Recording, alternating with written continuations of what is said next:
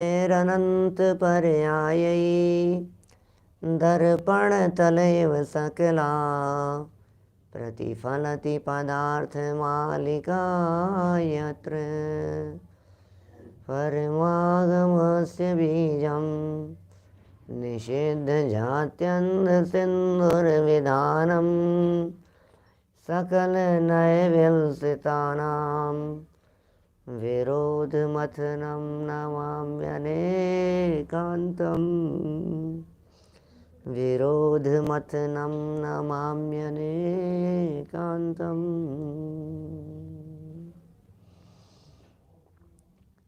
बारे भावना अनुशीलन की चर्चा चल रही थी। यहाँ अपनी मूल चर्चा तो मुनिराजों के संबंधी है। मुनिराजों के जीवन में क्या क्या बातें जानी जाती है, मुनिराजों के जीवन में क्या क्या बातें होती है, मुनिराजों का चिंतन किस प्रकार का चलता है, ये मूल प्रकरण है। और इस प्रकरण में कल तक हम यहाँ संवर अनुप्रेक्षा माने संवर भावना तक की चर्चा कर चुके हैं। भावना माने होता है अनुप्रेक्षा, भावना माने है चिंतन। संवर और संवर भावना ये दोनों अलग अलग चीज़ है। संवर अलग चीज़ है और संवर भावना अलग चीज़ है। संवर तो गुप्ती, समिति, धर्म, अनुप्रेक्षा, परिचय, जय, चारित्र, ये सब बातें संवर में ही आ जाएगी। लेकिन जो संवर भावना है, क्योंकि भावना में ज़्यादा विस्तार नहीं करना, भावना में बस भेद विज्ञान परक बातों का चिंतन करना, वह वो भावना है। माने जो मूल बात है वो बात चिंतन संबंधी है। बस क्या जो भी चिंतन है वो चिंतन भावना के अंतर्गत शामिल होगा। संवर भावना माने संवर कैसे हो, भेद विज्ञान कैसे हो, भेद विज्ञान और निर्जरा के कारणभूत बातों का गहराई से विचार चिंतन, इसका नाम ही भावना है। हम यहाँ संवर तक की चर्चा तो कर चुके थे। आज निर्जरा भावना से हम चर्चा को और आगे बढ़ा रहे हैं। देखिए आपकी पुस्तकों में 237 नंबर पेज है, 237 नंबर पेज गुजराती की पुस्तकों में और पुरानी वाली पुस्तकों में, इनमें जो पेज नंबर है वो पुरानी वाली में तो है 178 नंबर पेज, 178 नंबर पेज, और गुजराती वाली पुस्तकों के अंदर भी मेरे ख्याल से 169 नंबर पेज है। निर्जरा भावना देखिए, देखो निर्जरा और निर्जरा भावना, पहले निर्जरा को नहीं समझेंगे तो निर्जरा भावना नहीं समझ में आएगी। क्योंकि पहले जिसकी भावना भा रहे हैं वो तो हमें पता होना चाहिए ना। माने हमें पहले ये पता होना चाहिए कि निर्जरा कैसे कहते हैं, निर्जरा क्या होती है, निर्जरा कितने प्रकार की होती है। फिर उसके संबंध में जो भी चिंतन किया जाएगा वो फिर निर्जरा भावना वाली बात होगी। तो निर्जरा और निर्जरा भावना, यहाँ दोनों प्रकार से बात कर रहे हैं। देखिए सर्वज्ञ वीतराग कथित तप, तप माने तो है तपस्या, लेकिन तप तो अजैनों में भी होता है, तप तो हिंदू मुसलमान सबके यहाँ होता है। तप शब्द तो एक कॉमन शब्द है ना, जो पूरी दुनिया में सब धर्म दर्शन वाले अपने अपने लिए प्रयोग करते हैं। सब तप करते हैं। तो इनके यहाँ भी व्रत होते हैं, इनके यहाँ भी न मालूम क्या क्या जो भी परिस्थितियाँ होती है सब जानते हैं। अब ये कह रहे हैं सर्वज्ञ वीतराग कथित होना चाहिए। हम उस तप की बात कर रहे हैं जो तप सर्वज्ञ कथित है और जो तप वीतरागियों द्वारा कहा गया है। उस तप के द्वारा पूर्वबद्ध कर्मों का एक देश क्षय करना वो निर्जरा है। माने निर्जरा का मतलब पूर्वबद्ध कर्मों का एक देश क्षय। निर्जरा का मतलब पिछले कर्मों का नष्ट हो जाना, पहले के बंधे हुए। संवर का मतलब था नए कर्म नहीं आना, नए कर्मों का नहीं आना ये संवर है, और पुराने कर्मों का छूट जाना वो निर्जरा है। ठीक है ना, पुराने कर्मों का छूट जाना वो निर्जरा है। अब जो भी पुराने कर्म हैं, वे पुराने कर्म यदि पूरे छूट गए तब तो मोक्ष हो गया। निर्जरा की बात कर रहे हैं, माने संवर में नए कर्म नहीं आ रहे हैं। आश्रव का विरोधी है संवर और बंध का विरोधी है निर्जरा। एक प्रश्न बहुत महत्वपूर्ण यहाँ उठता है, 12 भावनाओं के नाम सबको पता है। अनित्य, अशरण, संसार, एकत्व, अन्यत्व, अशुचि, आश्रव, संवर, निर्जरा, लोक, बोधि, दुर्लभ और धर्म। मुझे आपसे ये पूछना है, इसमें जो भावनाएं कही है, आश्रव के बाद में बंध नहीं लिया और संवर के बाद में निर्जरा को लिया, उसके पीछे क्या कारण है? यदि आश्रव के बाद में बंध को नहीं लिया तो संवर के बाद में निर्जरा को भी नहीं लेना चाहिए था, और यदि संवर के बाद में निर्जरा को लिया है तो आश्रव के बाद में बंध भी लेना चाहिए था। बात ख्याल में आ रही है? आखिर ऐसा क्या कारण है कि आश्रव के बाद में बंध को रखा ही नहीं और संवर के बाद में निर्जरा को रखा? एक मूल बात इसमें यहाँ जो ख्याल में आती है वो यह है कि आश्रव पूर्वक बंध ऑटोमेटिक हो जाता है, लेकिन संवर पूर्वक निर्जरा ऑटोमेटिक नहीं होती। समझना बात क्या कह रहे हैं। आश्रव हुआ माने आते हुए कर्म रुक गए, ठीक है, तो बंद हो गया, बंद भी हो रहा है। मतलब कर्म आए वो आश्रव और आकर के रुक गए वो बंद। जैसे देखो अपन इसको वो नाव के एग्जाम्पल से समझाते हैं ना, बात करते हैं अपन। नाव में छेद हो गया, पानी उस छेद के माध्यम से, द्वार के माध्यम से आ रहा है, तो आ रहा है ये आश्रव, रुकने के लिए एक्स्ट्रा कुछ करना पड़ रहा है क्या? तो आश्रव होते होते बंद अपने आप हो रहा है, ठीक है, माने आश्रव पूर्वक बंद अपने आप हो रहा है। अब छेद बंद कर दिया, तो छेद बंद कर दिया तो ये कहलाएगा संवर। छेद बंद हो गया, ये संवर। अब निर्जरा, निर्जरा तो पुराने पानी का नष्ट होने का नाम निर्जरा है क्या? जो पानी भरा हुआ है वो धीरे धीरे निकालें। इसका मतलब छेद के रोक देने पर भी जब तक अतिरिक्त पुरुषार्थ नहीं करें तब तक वो पानी निकलता नहीं है। इसलिए आश्रव भावना में बंध तो गर्भित है, लेकिन संवर के अंदर निर्जरा गर्भित नहीं है। ख्याल में आ रही है बात? देखिए यहाँ कह रहे हैं, पूर्वबद्ध माने पहले के बंधे हुए जितने भी कर्म थे उन कर्मों का एक देश क्षय करना वो निर्जरा है। यह निर्जरा दो प्रकार की है, सविपाक निर्जरा और अविपाक निर्जरा। ये दो प्रकार की है निर्जरा। अब इन सविपाक और अविपाक निर्जरा को समझा रहे हैं। सविपाक निर्जरा तो सर्व संसारी जीवों को सदैव हुआ ही करती है, जिसमें पूर्वबद्ध कर्म फल देखकर करते हैं और नवीन कर्मों का बंध होता है। देखिए ध्यान दीजिएगा, हम यहाँ आपको दो प्रकार की निर्जरा बता रहे हैं। आपके भी निर्जरा हो रही है क्या? हमारे भी निर्जरा हो रही है, आपके भी निर्जरा हो रही है। हर समय कर्म नष्ट हो रहे हैं, ऑटोमेटिक नष्ट हो रहे हैं अपने आप ही। क्या बात कर रहे हो साहब, हमने तो कुछ नहीं किया।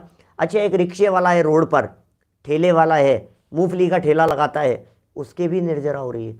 क्या बात कर रहे हो पंडित जी? ये जो कीड़े मकोड़े हैं इनके भी निर्जरा हो रही है। अरे पंडित जी क्या बात कर रहे हो, ये तो धर्म समझते ही नहीं है। सुनो भैया, उसको कहते हैं सविपाक। सविपाक, विपाक शब्द का अर्थ होता है फल और स माने है सहित। तो जो फल सहित निर्जरा है उसका नाम सविपाक निर्जरा है। सब फल सहित निर्जरा का मतलब, अच्छा बतलाइए, जो बंधा हुआ कर्म था उस बंधे हुए कर्म ने जब अपना फल दे दिया, अब वो कर्म बंधा ही रहेगा क्या आत्मा के साथ में? ये छूट जाएगा, अपने आप ही छूट जाएगा। छूटना ही चाहिए। जिसने फल दे दिया है वो खत्म हो गया है, जिसने अपना काम कर दिया है वो खत्म हो गया है। मैं ऐसा समझाता हूँ इस सविपाक निर्जरा को, जैसे कैंडल, मोमबत्ती, उसका जो मोम है, वो मोम जिसने अपना काम कर दिया, लौ के साथ में जो जल गया, वो खत्म होता चला गया। जब तक उपयोग में नहीं आया तब तक है, उपयोग में आने के बाद, फल देने के बाद में वो खत्म हो जाता है। दीपक है, मान लीजिए तेल की एक एक ड्रॉप उसकी बत्ती के साथ में जल करके नष्ट हो रही है, फल दे करके खत्म होता चला जा रहा है। गैस सिलेंडर है आपका किचन में लगा हुआ, अब इस गैस सिलेंडर में से जैसे जैसे गैस निकलती चली जा रही है वैसे वैसे वो खत्म होता चला जा रहा है। तो जो जिसने अपना काम कर दिया वो वहाँ से निकल गया, काम पूरा हो गया और छुट्टी उसकी। यही बात यहाँ पर कह रहे हैं। ये कह रहे हैं सविपाक निर्जरा, माने हमारे मनुष्य आयु चल रही है, हम सैनी पंचेंद्रिय हैं, हमारे एक इंद्रिय, दो इंद्रिय, तीन इंद्रिय, चार इंद्रिय, पंचेंद्रिय, इसमें जो सैनी पंचेंद्रियपन है वो सैनी पंचेंद्रिय कर्म का भी उदय, मनुष्य नाम कर्म का भी उदय, मनुष्य गति कर्म का उदय है, ज्ञानावर्णी, दर्शनावर्णी, क्रोध आदि के ये सब कर्म प्रकृतियों के उदय हैं। तो हर समय ये कर्म जब फल मिल रहे हैं तो फल देते देते ये कर्म खिरेंगे कि नहीं, कि बंधे ही रहेंगे आत्मा के साथ में? बोलो। जिन कर्मों ने फल दे दिया, जो कर्म छूट गए, छूटेंगे ही नहीं। अच्छा, यदि फल देने के बाद भी नहीं छूटे तो फिर आत्मा के साथ में बंध तो रहे हैं कंटिन्यू, और छूटेंगे नहीं तो आत्मा के साथ में क्या होगा? यदि बंध हर समय बंध रहे हैं ना और छूटने का काम नहीं हो तो फिर तो बंधते जाएंगे, बनते जाएंगे, बनते जाएंगे, हर समय बंध रहे हैं। 24 आवर्स में ही अनंत कर्म बन जाएंगे, फिर उसके आगे वाले 24 घंटे में फिर अनंत कर्म बन जाएंगे, तो छूटेंगे कब? एक इंद्रिय जीव के कोई चांस नहीं है, नारकी जीव के कोई चांस नहीं है, दो इंद्रिय, तीन इंद्रिय, चार इंद्रिय, विकलत्रय जीवों की क्या दशा हो रही है? तो भैया ये सिद्धांत में इस प्रकार की व्यवस्था है, जितने बंधते हैं उतने ही छूटते रहते हैं। ये ऑटोमेटिक व्यवस्था है, बंधने और छूटने की व्यवस्था ये ऑटोमेटिक है। इसे सविपाक निर्जरा कहते हैं। ये सविपाक निर्जरा सभी संसारी जीवों के ऑटोमेटिक होती ही रहती है। देखिए 2 लाइनें यहाँ से पढ़ते हैं अपन। सविपाक निर्जरा तो सर्व संसारी जीवों के सदैव हुआ ही करती है, जिसमें पूर्वबद्ध कर्म फल देकर खिरते हैं और नवीन कर्मों का बंद होता है। तो इसका मतलब वो निर्जरा किसी काम की नहीं है। वो निर्जरा हो जाएगी तो मोक्ष हो जाएगा, ऐसा नहीं है, क्योंकि वो निर्जरा तो हो ही रही है, उस निर्जरा के साथ साथ में बंधन भी हो रहा है। ये निर्जरा इसलिए काम की नहीं है कि निर्जरा के पहले संवर होना चाहिए था। जिन जीवों के संवर हो गया उनके तो निर्जरा काम की है, और जिनके संवर नहीं हुआ उनके निर्जरा काम की नहीं है। जैसे देखिए, वही नाव के एग्जाम्पल से अपन बात करें। नाव में छेद, पानी आ रहा है, छेद बंद नहीं किया, और छेद बंद किए बिना कोई व्यक्ति एक मग्गा लेकर के उसमें से पानी निकाल रहा है, नदी में डाल रहा है, बार बार में बहुत कोशिश कर रहा है, बहुत प्रयत्न कर रहा है। तो ये जो नदी में पानी डालता जा रहा है, निकाल रहा है, तो बोलो निर्जरा हो रही है या नहीं?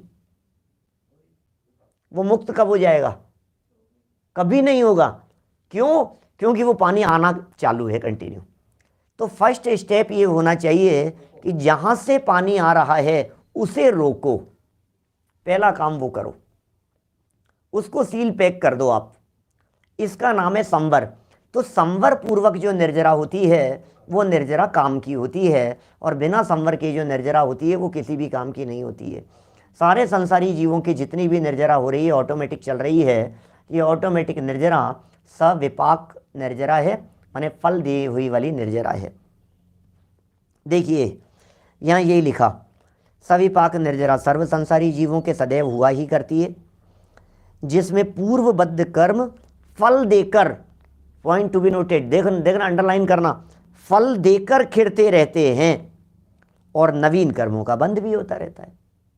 इसके लिए दौलत राम जी की लाइनें सुनाता हूँ, छेड़ाला की 5वीं ढाल की, बहुत सुंदर है 5वीं ढाल, गुनगुनाते रहें 5वीं ढाल को। ऐसा है, हैं? हम कई बार मैंने कई लोगों से सुना है कि छेड़ाला में हमने सबसे पहले पांचवी ढाल याद करी। क्या सबसे पहले पांचवी ढाल?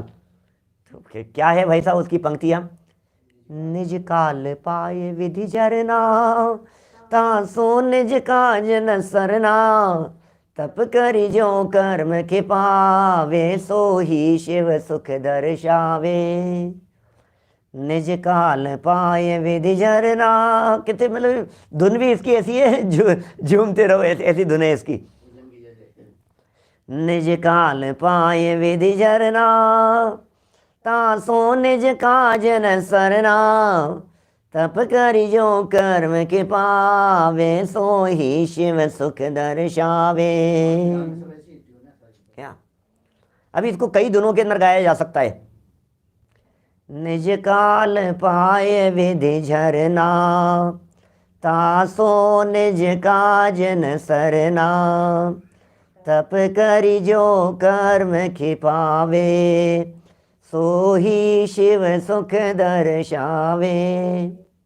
अपना काल पाकर के जो खिर गए हैं उससे निज काज न सरना, क्या अपना काम नहीं होगा। और जो तप करके जिन कर्मों की निर्जरा हुई है उससे मोक्ष सुख के दर्शन होते हैं, वो मोक्ष सुख दिखाने वाली होती है। कैसा ज़बरदस्त सॉफ्टवेयर है एडवोकेट साहब, बड़ा गजब का है ये सिस्टम। कैसी ऑटोमेटिक प्रक्रिया चल रही है, कैसे कैसे कर्म अपने आप बंद जाते हैं और कैसे कर्मों के उदय आ जाते हैं। समय नहीं लगता है कर्म का उदय आ जाने में। देखते देखते कैंसर डिटेक्ट हो जाता है, देखते देखते किडनी फेल हो जाती है, देखते देखते अचानक एकदम लो 100% ब्लॉकेज। ये क्या हुआ? और 5 मिनट यदि आप जल्दी आ जाते तो बच सकते थे, 5 मिनट और यदि लेट आते तो बचाना मुश्किल हो जाता। कैसे जवाब देते हैं डॉक्टर। आज आपके सामने बैठ करके बिल्कुल अच्छे से बोलता हुआ दिखाई दे रहा हूं, लेकिन कल का कुछ भरोसा नहीं है ना। हर व्यक्ति के साथ यही स्थिति है ना। कैसे ऑटोमेटिक कर्म बन रहे हैं, कैसे ऑटोमेटिक वो फल दे रहे हैं, किस प्रकार से उन कर्मों का कंप्यूटर काम कर रहा है। अनंत कर्म परमाणु ऑटोमेटिक प्रक्रिया के साथ में कन्वर्ट हो रहे हैं, उनके अंदर अबाधा काल पड़ रहा है, निश्चित समय तक वो संक्रमण हो रहा है, उनका उत्कर्षण हो रहा है, अपकर्षण हो रहा है, बदल रहे हैं, छूट रहे हैं, फल दे रहे हैं। कौन करता है, कौन डिसाइड करता है, कौन मजिस्ट्रेट है जो डिक्लेयर करेगा कि इन्होंने ये पाप किए हैं और इनको इतने समय की सज़ा दी जाती है, इतने समय तक इनको फल मिलेगा। कैसी कैसी व्यवस्थाएं हैं। मुकेश जी भाई साहब विदिशा से हैं, कैसे कैसी बात कह रहे हैं बोलो। ये कितनी ऑटोमेटिक व्यवस्था है। हम तो भाई साहब मतलब वो कोई लाख करे चतुराई, कर्म का लेख मिटे ना भाई। बिल्कुल ऐसा है, कोई लाख चतुराई कर ले वे, ये सुपर सुपर सुपर कंप्यूटर हैं जो कभी फेल नहीं होते। इन कंप्यूटर्स के अंदर कभी वायरस नहीं आता है, इन कंप्यूटरों को बैटरी नहीं चाहिए होती है, ये कभी डिस्चार्ज नहीं होते हैं, ये इन कंप्यूटरों को कोई कंट्रोल नहीं कर रहा है। ये स्व संचालित व्यवस्था कैसी है ये। चतुराई करने वालों के तो विशेष कर्म बनता है, ये और समझ लो आप। जिसे आप चतुराई कहते हैं, जिसे आप चतुराई कहते हैं उसे जिनागम मायाचारी कहता है। ये बहुत चतुर है भाई साहब, उसको जिनवाणी ये कहती है, ये मायाचारी है। ये चतुराई माने क्या चीज है? 1.5 अक्ल लगाना।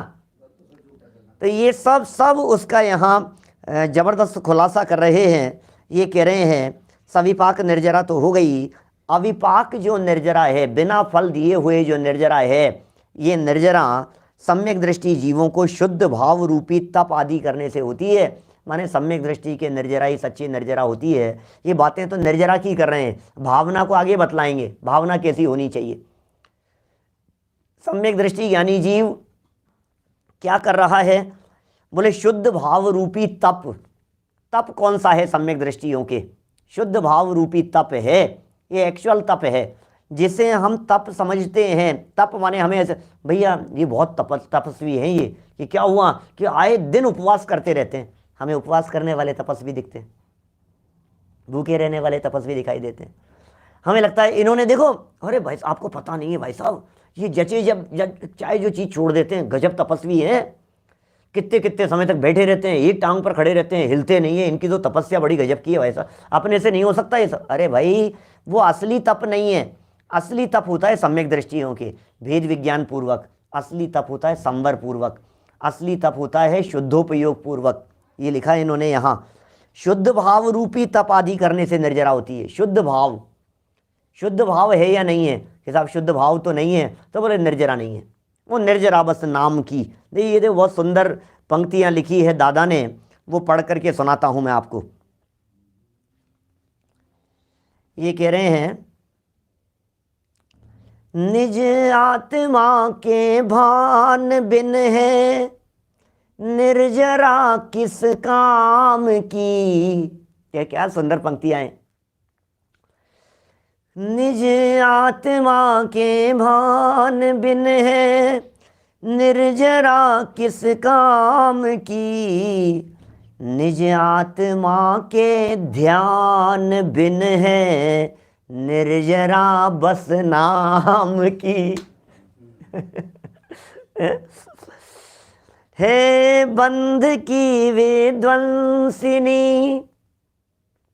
आराधना ध्रुव धाम की, यह निर्जरा बस एक ही आराधकों के काम की। ये निर्जरा आराधकों के काम की है जो बंध की विध्वंसिनी है।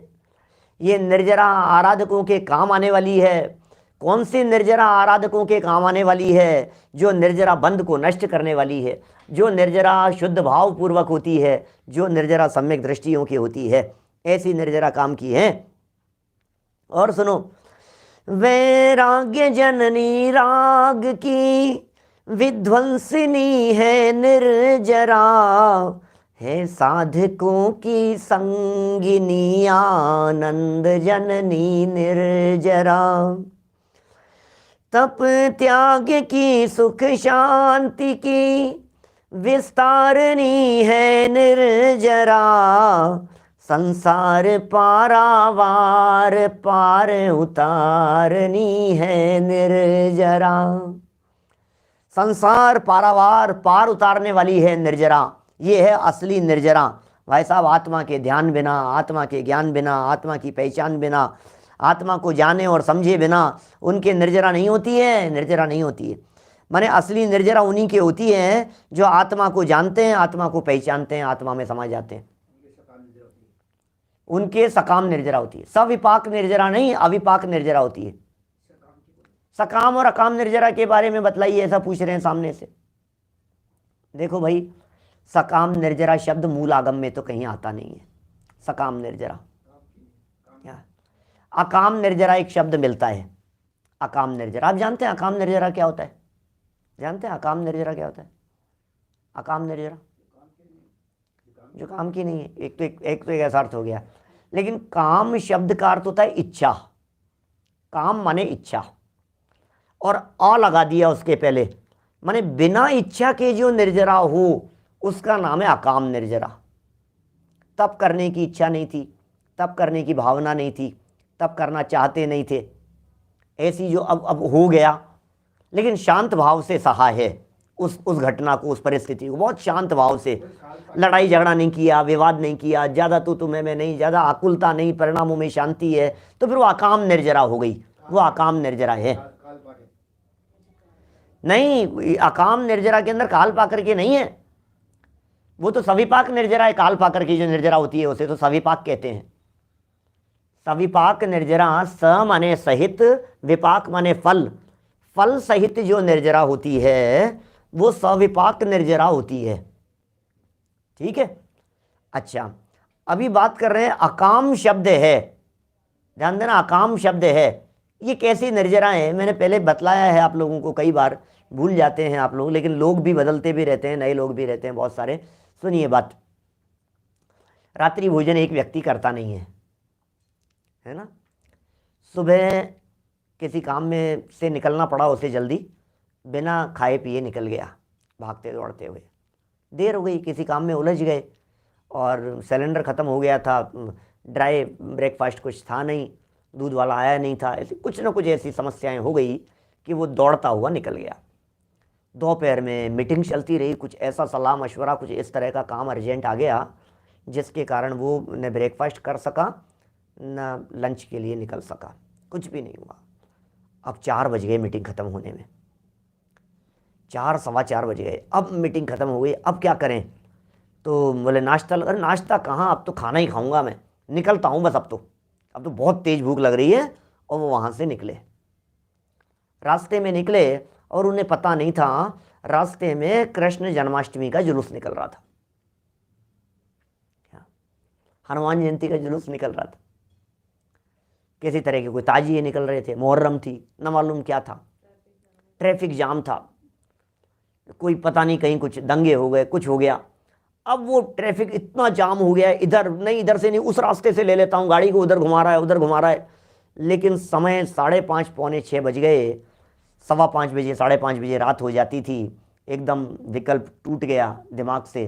5:45 बज गए, अब नहीं पहुंच पाऊंगा, विकल्प ही तोड़ दिया, अब क्या करें? घर पहुंचा, पहुंचते पहुंचते बिल्कुल रात हो गई।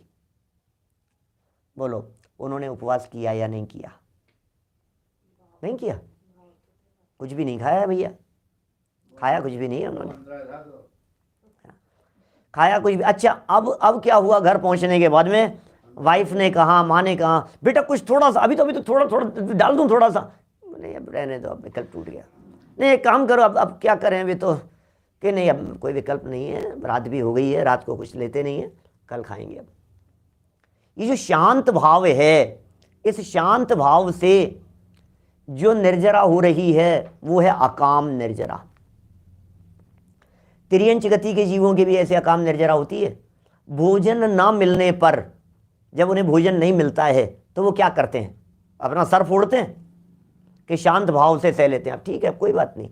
बेचारे गाय को रोटी नहीं मिली, चुपचाप बैठ जाती है, बैठी बैठी शांति से, अब ठीक है, नहीं मिली तो नहीं मिली, शांत भाव से। इसका नाम अकाम निर्जरा है। परिस्थिति वश जो हो जाता है उसका नाम अकाम निर्जरा है। क्या समझ में आ रही है बात?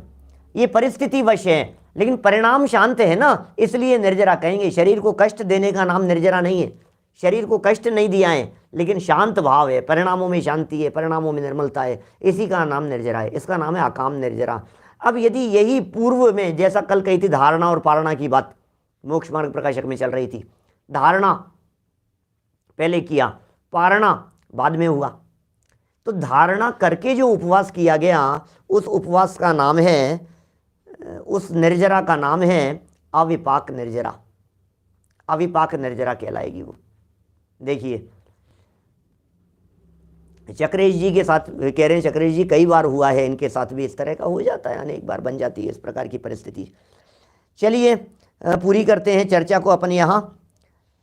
अविपाक निर्जरा के बिना, माने इस अद्भुत निर्जरा के बिना यह जीव संसार से मुक्त हो नहीं सकता, क्योंकि इसमें पूर्वबद्ध कर्म खिरते हैं तथा नवीन कर्म बंधते नहीं हैं।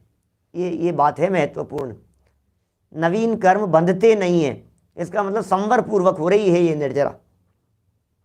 अतः मोक्षार्थी जीवों को यह अविपाक निर्जरा अवश्य करनी चाहिए, यही निर्जरा करनी चाहिए।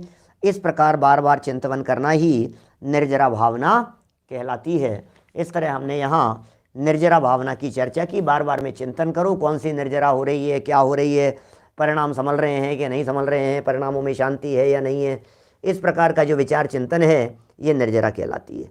चलिए आगे बढ़ते हैं अपन लोक भावना की तरफ, लोक के चिंतन की तरफ बढ़ते हैं अपन। 238 नंबर पेज पे देखिए, इस लोक के 3 भाग हैं। लोक भावना, लोक के 3 भाग हैं। लोक का स्वरूप समझा रहे हैं, पिक्चर खींचती जानी चाहिए आपके दिलो दिमाग में। नंबर 1 ऊर्ध्वलोक, फिर मध्य लोक और फिर अधोलोक। ठीक है, 3 लोक हमारे ध्यान में, एक ऊपर ऊर्ध्वलोक है, एक नीचे मध्य लोक है और फिर नीचे अधोलोक है। ये तीनों लोक 343 राजू घनाकार हैं। शब्द जानते जाना, लोक की रचना को पढ़े सुने हुए लोगों को तो फटाफट समझ में आती चली जाएगी, नए लोगों के लिए कुछ वाक्य कह करके समझाऊंगा। तीनों लोक 343 राजू घनाकार तीनों लोक कैसे हैं? लोक का जो एरिया है, घनफल जिसे कहते हैं, क्षेत्रफल घनफल जो कहो आप, वो है 343 राजू घनाकार। हाइट कितनी है उस लोक की? बोले 14 राजू, 14 राजलोक कहते हैं ना, इतना ऊंचा किसी के द्वारा बनाया नहीं गया है और कभी इसका नाश नहीं होगा। ये बातें बहुत चिंतन करने जैसी है। दुनिया नष्ट हो जाएगी, परमाणु बम बना लिए हैं, गिर देंगे, सब खत्म हो जाएगा, पूरी दुनिया, विश्व युद्ध हो जाएगा, सारा विश्व खत्म हो जाएगा। कोई डरने की जरूरत ही नहीं है।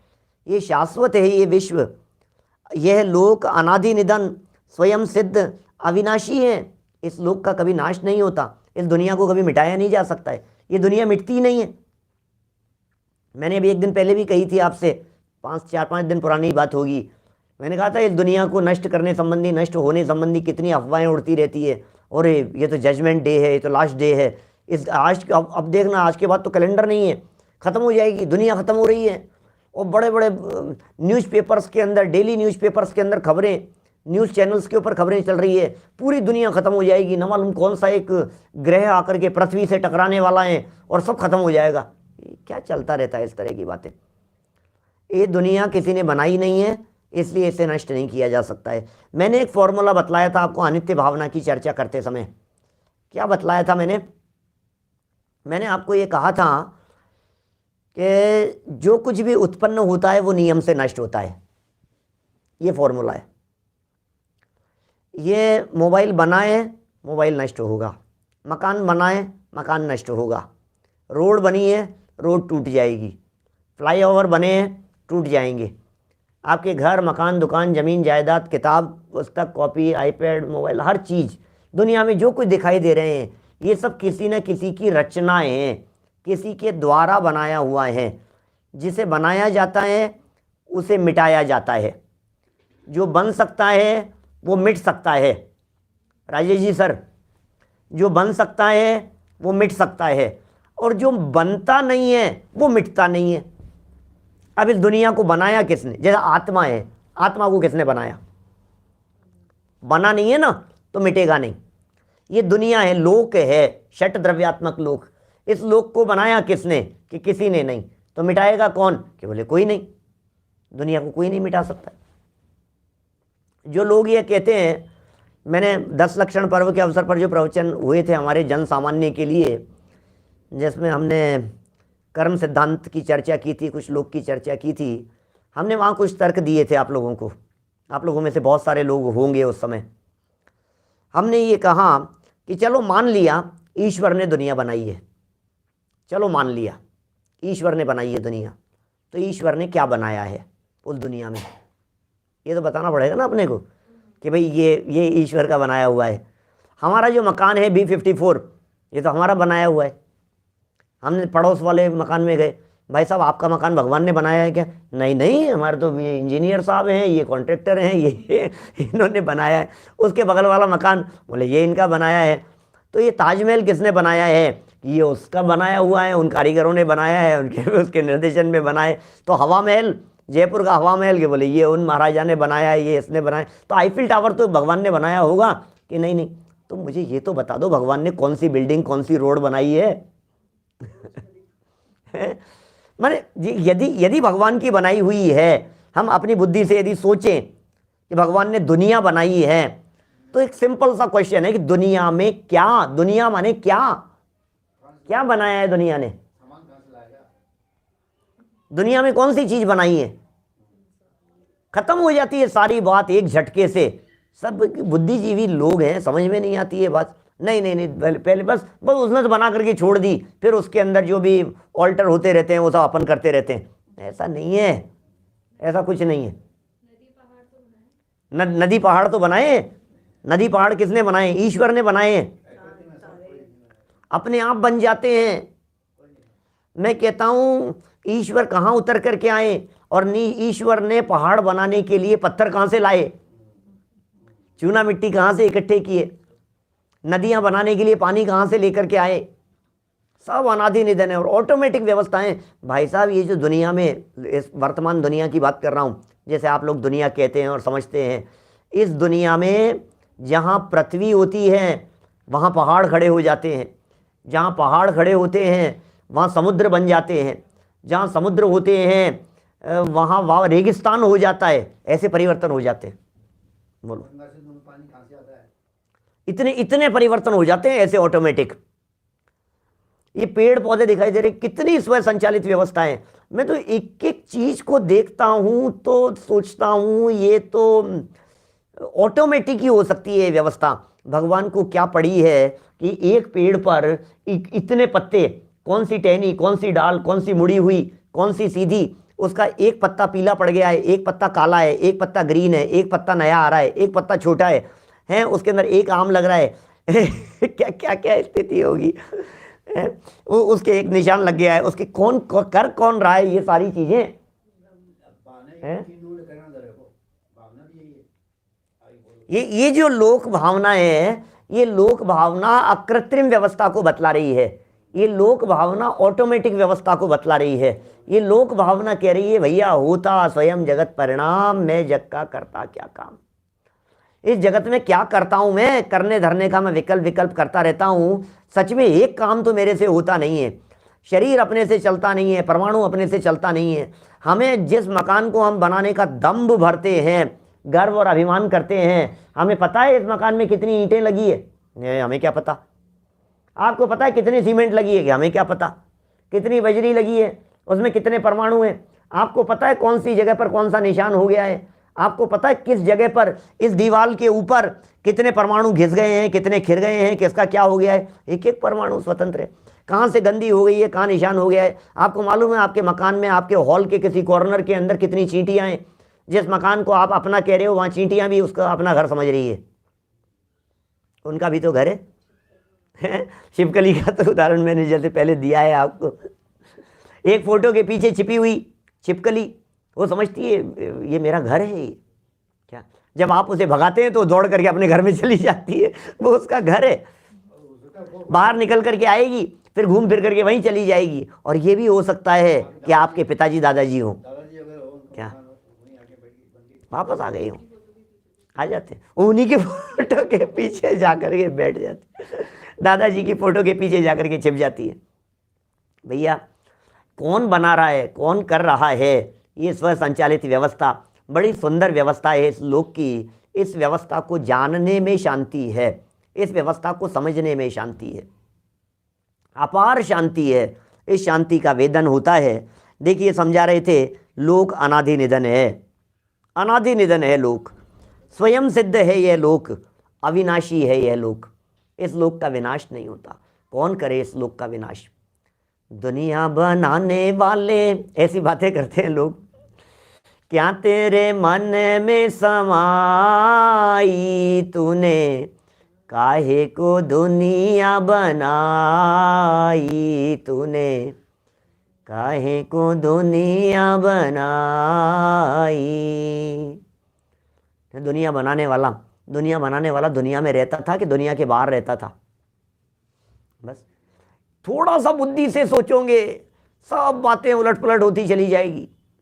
दुनिया बनाने वाला दुनिया में रहता था कि दुनिया से बाहर रहता था? दुनिया से बाहर रहता था तो दुनिया से बाहर क्या है? और दुनिया में रहता था तो फिर उसने बनाया क्या? स्वयं चेतन था। अरे इतने तर्क हैं। टोडरमल जी ने मोक्ष मार्ग प्रकाशक 5वें अध्याय के अंदर इस तरह की बहुत चर्चा की है इन बातों को सिद्ध करने के लिए। हाँ। बोलो, बहुत बातें हैं भाई साहब। चलो अपन तो आगे बढ़ते हैं, यहाँ थोड़ा सा कुछ प्रकरण पढ़ ले हुए। देखिए क्या कह रहे हैं। लोक भावना दादा वाली पढ़ें क्या? सुनाता हूं आपको, पहले दादा की पंक्तियां सुनाता हूं। देखो पहले दौलत राम जी की पंक्तियां सुनो इसी संदर्भ में। किन्हू न करे न धरे को, षट द्रव्यमयी न हरे को, सो लोक माहि बिन समता, दुख सहे जीवनित भ्रमता। याद होनी चाहिए सबको, याद करो छेड़ाला। क्या गुनगुनाते रहो, बड़ा रोजाना चलनी चाहिए। सुबह उठते ही पहले घर में, उठते समय, सोते समय, और तबीयत खराब हो जाए तो बच्चे के सर पर हाथ फेरते हुए ये 12 भावनाएं बोलते रहो, 5वीं ढाल, बड़ा मजा आता है। किन्हू न करे न धरे को, षट द्रव्यमयी न हरे को। किन्हू न करे, कोई करने वाला नहीं, कोई करने वाला नहीं, कोई बनाने वाला नहीं, न धरे को, न कोई धारण करने वाला है। किन्हू न करे न धरे को, षट द्रव्यमयी, 6 द्रव्यों से बना हुआ है ये विश्व। न हरे को, कौन हरे, कौन हरे इसे, कौन नष्ट करे, कौन बनाए, कौन बनाए रखे, कौन टिकाए रखे और कौन मिटाए। एक लाइन में दौलत राम जी ने 3 देवताओं का एक झटके से सफाया कर दिया। क्या करने वाले, बनाए रखने वाले और नष्ट करने वाले, ब्रह्मा जी, विष्णु जी, महेश जी। किन्हू न करे न धरे को, षट द्रव्यमयी, 6 द्रव्यों से बना हुआ है ये विश्व। षट द्रव्यमयी न हरे को। अब सुनना भाई साहब अपनी स्थिति। सो लोक माही बिन समता, दुख सहे जीव नित भ्रमता। सो लोक माही, ऐसे लोक में क्या, बिन समता के, समता बिन, समता बिन, समता नहीं है भाई साहब, समता नहीं है, समता भाव नहीं है। समता भाव में शांति है, सहजता का नाम शांति है। सो लोक माही बिन समता, दुख सहे जीव नित भ्रमता। निरंतर भ्रमता रहता है, समता भाव नहीं है, उतार चढ़ाव होते रहते हैं। आज इतने कमा लिए, आज इतने गंवा दिए, आज ये हो गया, आज ये हो गया, उतार चढ़ाव रहता है। परिणाम एकदम ऐसे होते रहते, चढ़ जाते हैं फिर गिर जाते हैं, ऐसे ऐसे धक धक धक चलती रहती है रोजाना। आए दिन एक घटना ऐसी आती है जिस घटना को सुनकर के लगता है अरे यार मजा आ गया, दूसरी खबर ऐसी आ जाती है अरे यार ये क्या हो गया, क्या करो बोलो। और जिसके हृदय में समता भाव होता है वो आने से प्रसन्न नहीं होता और जाने से खेद खिन्न नहीं होता। ये समता भाव है। लोक दुख का कारण नहीं है, जगत दुख का कारण नहीं है, संयोग दुख का कारण नहीं है, परिस्थितियों से सुखी दुखी नहीं होता है। लेकिन करना क्या है, समता भाव का विचार करना है, समता भाव से रहना है, परिस्थितियों से अप्रभावित रहना है। अनटच रहिए परिस्थितियों से, अछूते रहिए, दूर रहिए उनसे, प्रभावित नहीं होइए। लाखों करोड़ों कमा लिए, कोई बात नहीं, क्या हो गया, लाखों करोड़ों कमा लिए और लाखों करोड़ों कमा दिए, लाखों कमाए और लाखों कमाए, क्या हो गया, क्या फर्क पड़ गया। आना था जो आ गया और जाना था सो चले गया। ये सहजता जब तक नहीं होगी तब तक समता भाव नहीं आ सकता है। समता भाव पूंजी है। ज्ञानियों के पास में जो उसकी संपत्ति है वो उसकी संपत्ति है समता भाव। हाँ, कदाचित चारित्र मोहनी कर्म के तीव्र उदय से उद्वेलित भी हो जावे, आकुलित भी हो जावे, कषाय भाव रूप परिणमित होता हुआ भी दिखाई देवे, लेकिन उसके बावजूद भी तत्काल जैसे ही संभलता है समता। कुछ नहीं, हटाओ, मस्त रहो यार, जो हो गया सो हो गया। बोलो क्या कहा, किन्हू न करे न धरे को, षट द्रव्यमयी न हरे को। सो लोक माही बिन समता। बिन समता और दुख सहे, ये दोनों ऑपोजिट हैं एक दूसरे के। बिन समता का मतलब है दुख, समता है तो शांति है, और समता नहीं है तो अशांति और दुख है। सुख पावे संतोषी प्राणी, बिल्कुल ऐसी स्थिति है। सो लोक माही बिन समता, दुख सहे जीव नित भ्रमत। रोज भ्रम रहा है, रोज परिभ्रमण कर रहा है, लेकिन कहता चलो घूमने चलते हैं। कहाँ चलें भाई साहब, बोलो किधर चलना है घूमने के लिए। घूम ही तो रहा है, भटक ही तो रहा है अनादि काल से। कहाँ कहाँ भटकना बाकी रह गया है। चलो यहाँ चले आते हैं, चलो शिमला चले आते हैं, चलो कश्मीर चले आते हैं, कश्मीर खुल गया है। एक फ्लैट कश्मीर में ले लेंगे क्या, अब तो शायद हो गया है ना, सब खुल गया है ना, वहाँ चलते हैं। इधर चलें कि उधर चलें, कहाँ चलें, कि सारे दुनिया भर में घूमते रहो, भटकते रहो, शांति नहीं मिलने वाली है। निज घर बिना विश्राम नहीं, ये जनवाणी का सार है, ये जनवाणी का मर्म है। मैंने एक बात आपको लोक की अभी हम यहाँ शुरू कर रहे हैं, लोक भावना के संदर्भ में काफ़ी बातें कही है, कल पूरी करेंगे अपन इस लोक की चर्चा को, क्योंकि लोक के स्वरूप और संरचना और उसके संदर्भ में चिंतन को भी बतलाया है। और दादा की भी लोक भावना की पंक्तियाँ अपन कल पढ़ेंगे। मैं लोक और संसार, इनमें क्या फ़र्क है बोलो। 12 भावनाओं के नाम अभी बोले थे। तीसरे नंबर की भावना है संसार और 10वें नंबर की भावना है लोक। लोक, संसार, जगत, दुनिया सब पर्यायवाची दिखते हैं अपने को, तो क्या फ़र्क है? दो दो नाम क्यों रखे, दो दो क्यों रखे, उनमें क्या डिफरेंस है? मैंने बताया था, संसार की जिस दिन चर्चा की थी उस दिन भी बतलाया था, थोड़ा बहुत ध्यान होना चाहिए आपको। संसार हमारे अंदर है, संसार हमारे अंदर रहता है और हम लोक में रहते हैं। संसार राग द्वेष का नाम है, संसार विकारी भाव का नाम है, संसार कषाय भाव का नाम है, संसार अंतर की विकृति है, और लोक, लोक संरचनाएं हैं।